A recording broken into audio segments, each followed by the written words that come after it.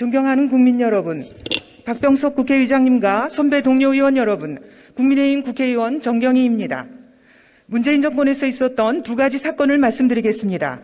첫째는 교육부에서 일어난 사건입니다.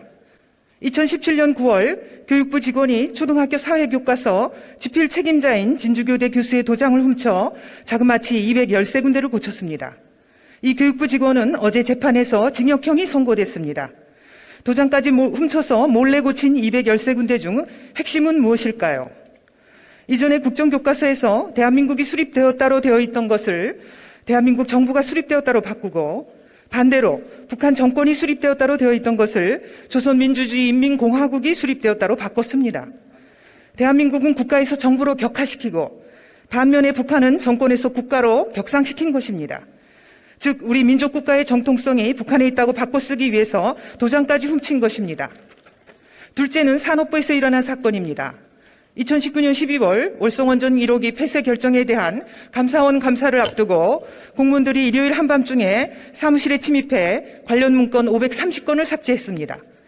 바로 다음 날 감사가 나올 줄 어떻게 미리 알았느냐는 질문에 신내림을 받은 것 같다는 황당한 답변을 내놓았습니다. 이 막장 드라마의 주인공 산업부 공무원들은 현재 검찰 수사를 받고 있습니다.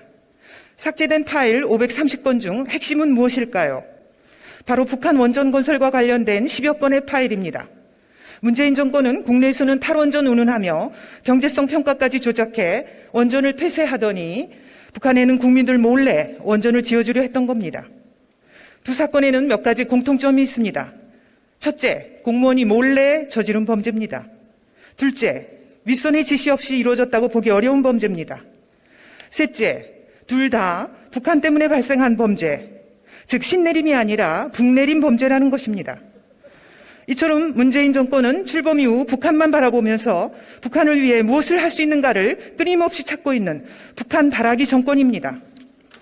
북한이 우리 국민 혈세에 340억 원이 들어간 남북 연락사무소를 폭파해버려도 문재인 정권은 제대로 된 사과 한마디 받아내지 않았습니다.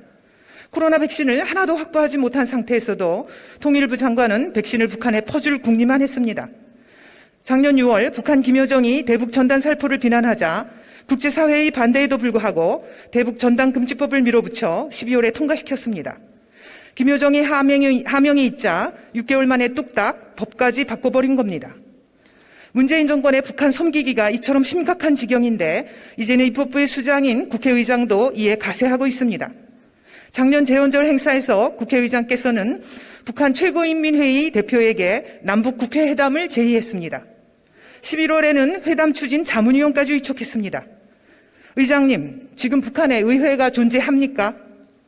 북한 최고인민회의가 북한 주민을 대표하고 민의를 대변하는 기관입니까? 북한 최고인민회의 선거는 저렇게 합니다. 북한의 선거는 노동당이 지명한 한 명의 후보를 놓고 찬성 반대 의사만 표시하는 가짜 선거입니다. 북한 최고인민회의는 북한 주민을 대표하는 민의의 전당이 아니라 북한 주민의 자유와 인권을 억압하는 북한 독재 정권의 들러리 조직입니다. 우리 헌법상 대한민국의 영토는 한반도와 부속도서입니다. 이는 대한민국 의회만이 헌법이 인정한 한반도의 유일한 의회라는 뜻이기도 합니다. 북한 최고인민회의를 인정하는 것은 헌법을 부정하고 우리 국회와 국민을 모독하는 것입니다. 1948년에 출범한 우리 대한민국의 재헌국회도 총의석 300석 가운데 북한 주민을 대표하는 의석 100석을 비워놓고 남한 주민을 대표하는 의석 200석으로 출범했습니다. 대한민국 국회는 출발부터 남북한을 다 아우르는 의회로 오늘까지 온 것입니다. 국회의장께 요청합니다. 지금이라도 남북국회회담 추진을 철회하십시오. 정상국가도 아닌 독재 권력의 하수인들과 무슨 회담을 하겠다는 것입니까?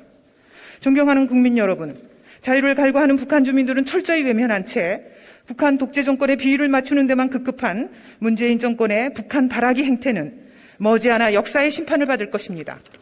저희 국민의힘은 자유민주주의와 시장경제라는 헌법 정신을 오롯이 지켜내고 국민의 자유를 온전히 보장하는 데 최선을 다하겠습니다. 그리하여 우리 후손들 앞에 부끄럽지 않도록 저희에게 맡겨진 책무를 다하겠습니다. 경청해 주셔서 감사합니다.